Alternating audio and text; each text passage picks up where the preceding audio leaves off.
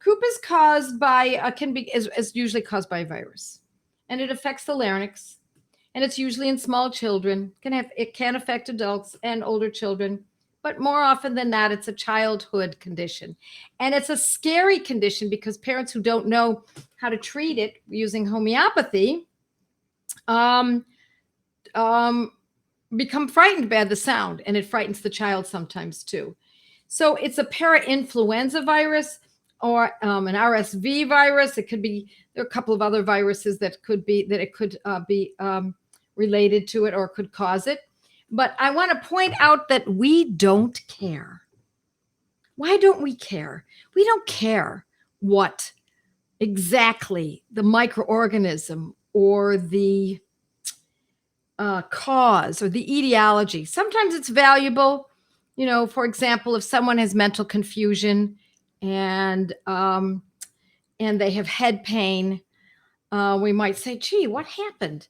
Well, this is Monday and Saturday. This person fell from a tree and got a concussion. And what do you know? So the concussion is the etiology. That's the cause, right? So that's important because there it is. It's as obvious as can be. But when it comes to microorganisms, it's not that important. Sometimes it can be of value to us here and there, but more often than not, we are not looking to figure out the whys. Why is this child getting croup? Why is it that the child gets croup more than once? Why is the child getting croup every 2 months? Why is the child susceptible to this? Because we know that microorganisms are spread through droplets, right? And toys, and the child puts his fingers in his mouth. And we don't want to stop that, by the way. Excuse me very much. Politically incorrect for me to say this, but we need to build our immune system, and the only way to do that is to be exposed to the world, the natural world. So I'm going to read something to you. I've got the Organon here. This is the Organon of medicine. I've been reading this and loving it. It's been years since I studied. I should never have let it go for so long.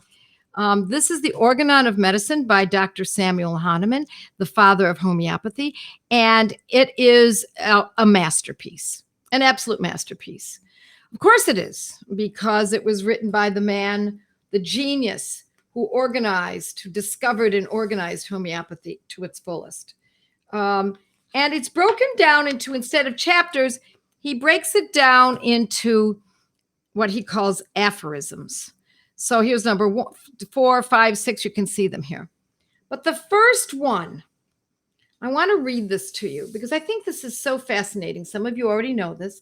And the reason I'm getting so involved in studying the Organon again is because I'm putting together our academy and I have to know the Organon inside and out. And so much of what I embody, I learned from the Organon, sometimes without realizing, because it's been 30 some years since I've studied the Organon. So I'm going to read this to you. This is the first aphorism, probably one of the more important of all the aphorisms. So I don't have enough light in this room, but I'm going to read it anyway. And I've done this before, so if you already have seen me do this, then please bear with me, but you will always learn something new, even if you've heard things 2, 3, 4 times. So number 1, the physician's highest calling, his only calling, is to make sick people healthy and to heal, as it is termed. It is not to weave so-called systems, systems from fancy ideas and hypotheses about the inner nature of the vital processes and the origin of diseases in the invisible interior of the organism, on which so many fame-seeking physicians have wasted their powers and time.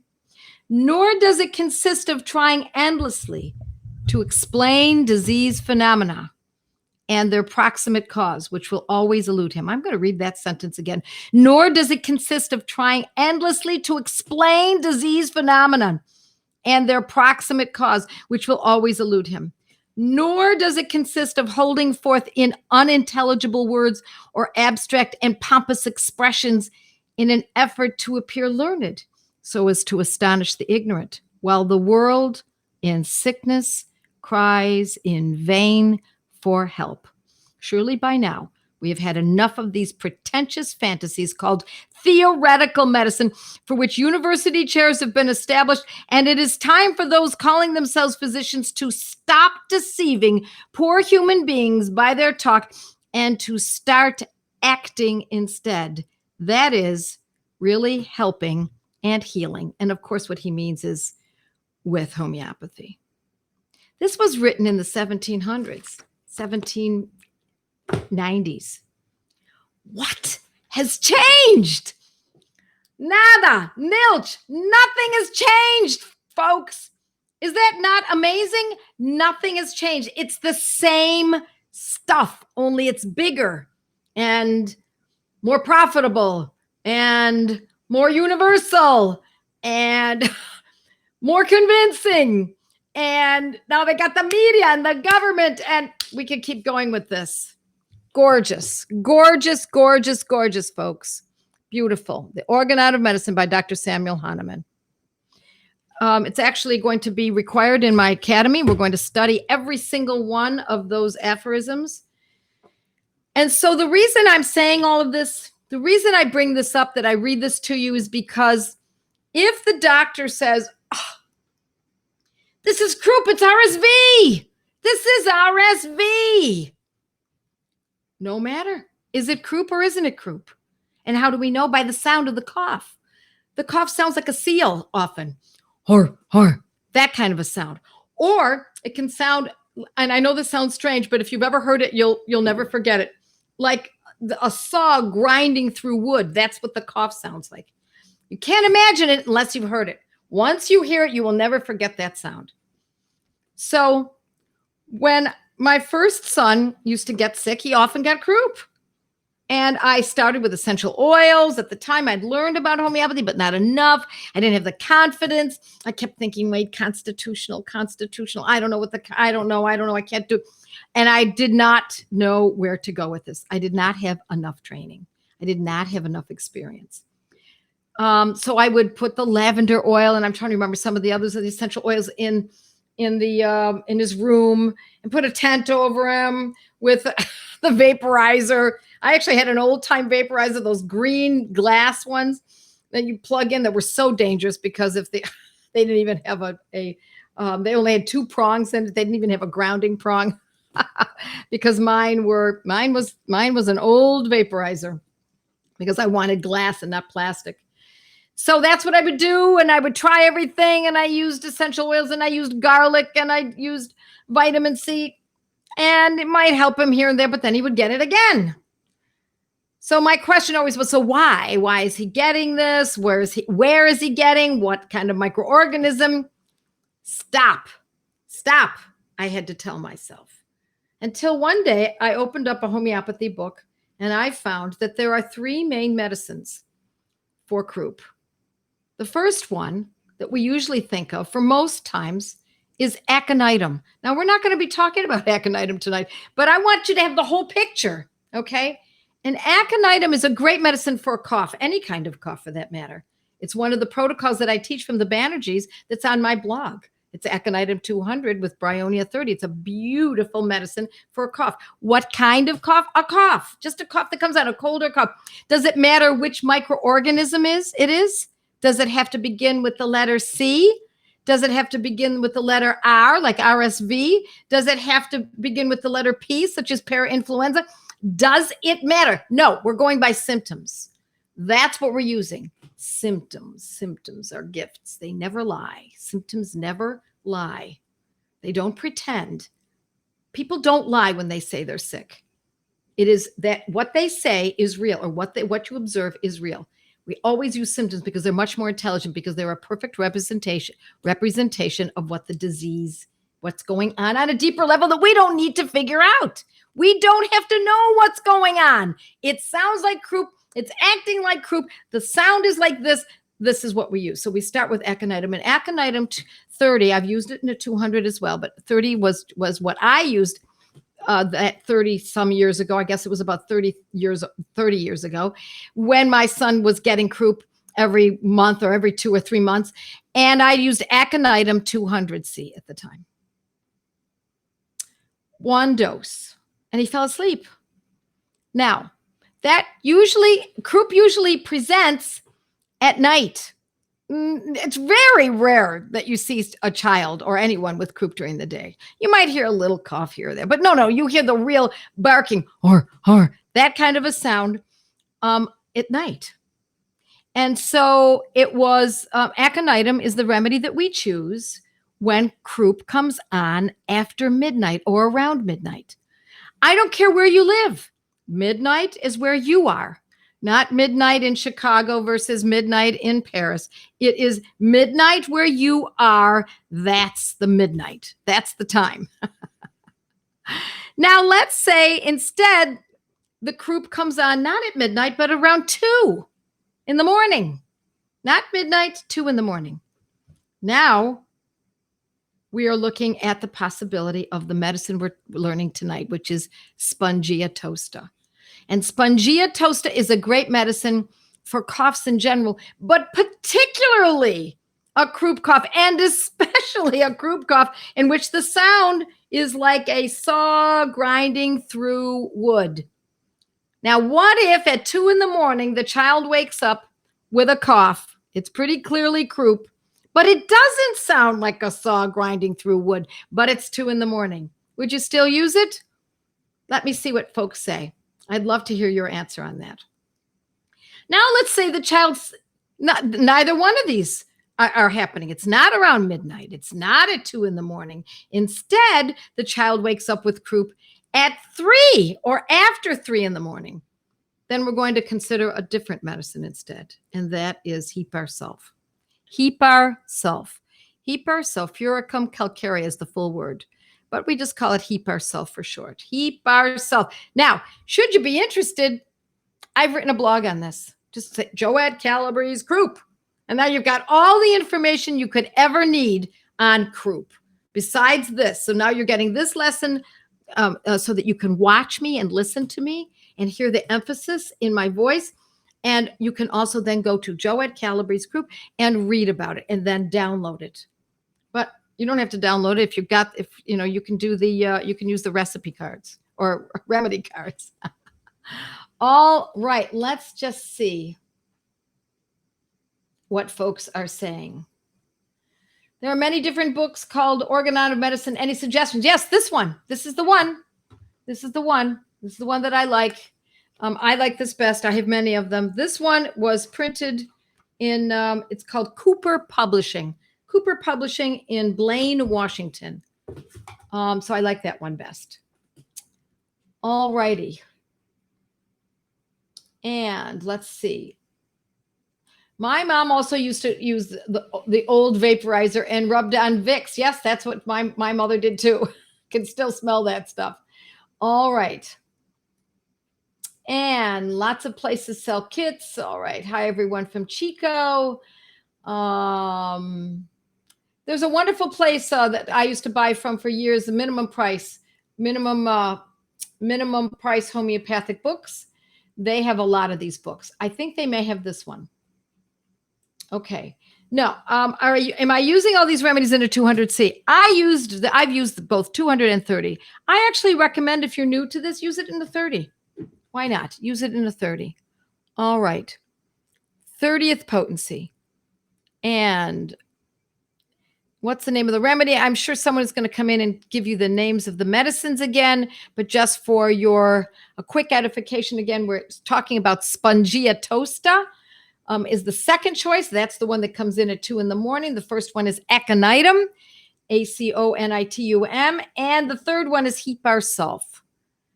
Let's just see if someone has given me an answer to my question.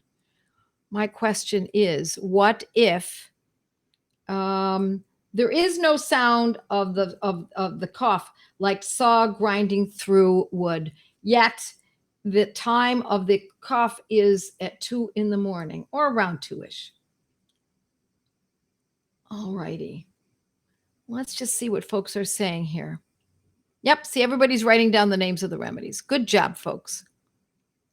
What's happened to the Academy? Well, the Academy, we have not started it yet, but you can apply, and you can apply for to see if you can get Well, what I would urge you to do, if you've not gotten any emails from us, somehow you've missed it, then by all means contact my office. So I used to get emails weeks ago. Now they've stopped. I don't know. Something must be blocking, because no, we're sending out the emails. We are on top of it. We are teaching people how to join the academy should they be interested. Okay, let's see. I know how I wish I had this knowledge 38 years ago. Isn't that the truth? Ludmila, nice name. One of my good friends in grammar school was named Ludmila. All right. Love the remedy cards. Glad you could use them. I'm glad to hear that, Brenda. Spongia actually works for us for numerous types of cough, even if not croup. Absolutely. Absolutely. There are many reasons to use Spongia, but it happens to be one of the better ones for croup. What if the croup is during the day? Then I would go by the symptoms, specifically the symptoms, such as the cough that sounds like it's sawing through wood. Then you would know that's Spongia. If there's anxiety, aconitum is a very very good remedy for anxiety, for panic attacks and fear. And if the croup is during the day, my guess is, I don't know that this is so in this particular situation, but my guess is that it's going to get worse at night, because that's usually where it presents.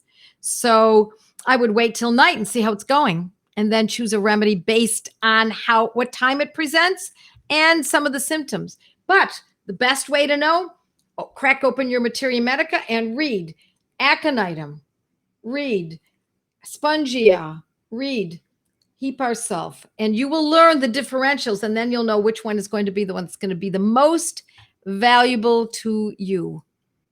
Okay. Funny enough, my daughter's boxer puppy, who goes to doggy daycare, just came down with kennel cough, horrible cough, sick pup. I felt the pup fit aconitum 200 and Bryonia alternately, and the pup was remarkably better in several hours. It works for dogs, cats, ducks, chickens, goats, camels, cows. Thank you for putting up that article. Thank you very much. It's under Joette Calabrese-实staff. There's the article of the little boy coughing. All right, let's see. Here we go. Hit it right on the target. You bet. He has anxiety and no cough at night. Let's see if anyone has come up with, what do you do if there is no sound of the grinding, but the cough is at 2 a.m? What about adding Bryonia and aconitum? I would not do that if it's croup. That's why I'm being really specific. I'm not saying it should never be done. I'm saying it should be done this way as a start, because you know it's croup. The more information you have, the tighter it becomes to determine what is the remedy choice. If you didn't know what it was, it didn't sound like croup, it wasn't at midnight, it wasn't at 2 a.m. or 3 a.m, you didn't know, it's just a cough, I would definitely go with aconitum Bryonia. No doubt about it. Okay? But because we know it's croup, we're going to be very specific. The more information we have, the tighter we can be with our determining as to what medicines are best chosen. I've used it for kennel cough in dogs. Yes, absolutely. It's a very good remedy for kennel cough. There are a couple others. I think antimonium tart is also a good one for kennel cough. All right. I would not. To answer the question, Deanna, what about adding Bryonia with aconitum? I would not add. I would stay with this because it's a beautiful formula. If it's at midnight and there's anxiety and it's croup, we're going to go with aconitum. If it's 2 a.m. or it's closer to around 2, and especially if there's saw grinding through wood sound, then we're going to go with Spongia. If it's closer to 3 a.m, we're going to go with Heap Ourself. So easy. Don't make it complex. That's basically what he's saying here. It's not just being theoretical. It's also about being complex. When you know what to use, stay with that. If it doesn't act, then you can move onward. Yes, and Drosera is also a great remedy for kennel cough. Yes, thank you very much. And Ingrid says, treat the symptoms. I would rather that we say it this way, Ingrid. Great point. Don't treat the symptoms. Use the symptoms. Conventional doctors treat symptoms. They say, see that pain? We're going to get rid of it like that. We're going to get rid of that headache. But homeopathy says, see that pain? Tell me, describe it to me. Tell me what kind of pain that is. When does it present? How does it present? Is it before the menses? Is it like a ice pick going through the eye? Is it painful when you, after getting up, after sleeping in an uncomfortable position, maybe falling asleep in a plane, and now it affects the neck and you've got pain in the head? That's what we're looking for. We want the information. We observe. We, as mothers, we use our watchful eye as a mother to determine what to do for our children. And the more you do this, the better you will become at it. And if we don't have young children, or we don't have children at all, we're going to observe our dog. We're going to observe our friend. We're going to observe our spouse. That's what's important. So no one has answered my question. Let's see if anyone's done it. All right. Is Spongia used for anything else? Yes, Spongia has lots of other uses. Yeah, I should get to that, shouldn't I?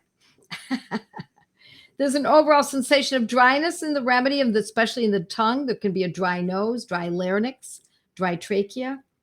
A dry, cold wind can aggravate these symptoms. It can actually bring them forth. So, you know, when they say, I had a friend years ago used to say, I'm not putting a hat on my child in the winter. I want her to toughen up and be able to stand the cold. And I would say to myself, I would not say that to her. Of course, I didn't think that was a wise way to do this.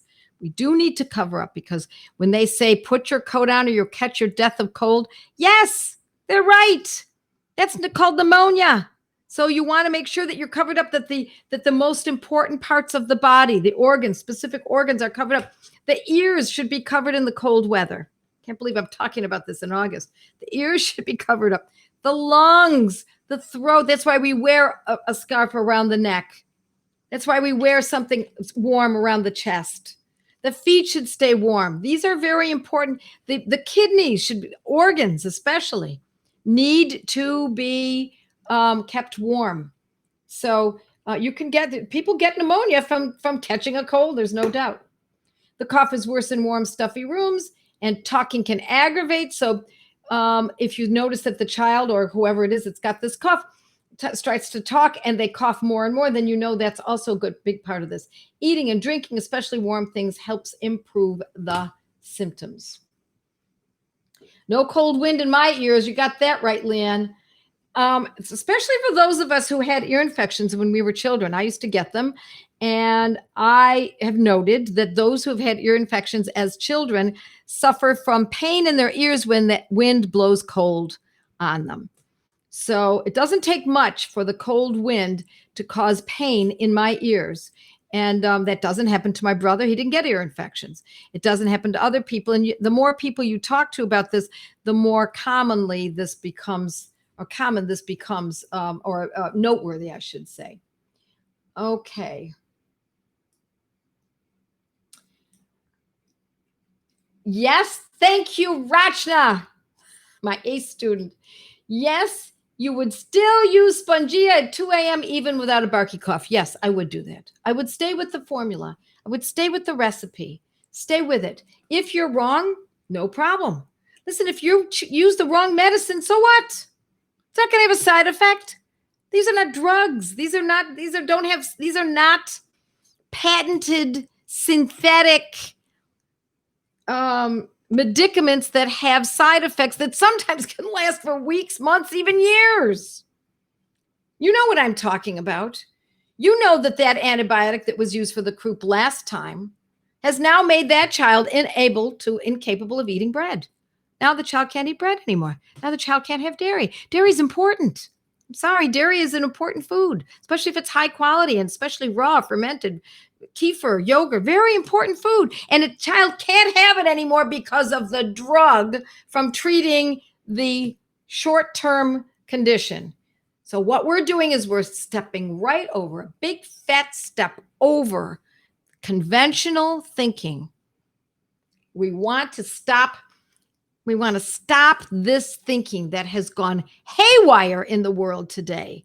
We want to step outside and go in often the opposite direction and find solutions for yourself and your families. And that, my friends, is what homeopathy is all about.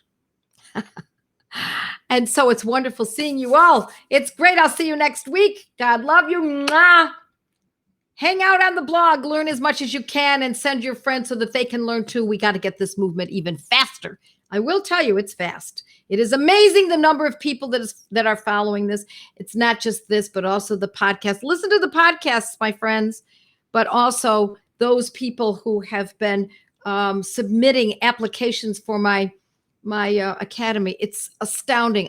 I'm touched and I get goosebumps. And so with that, I say, God bless all of you. Good night. See you next week. Bye, everyone.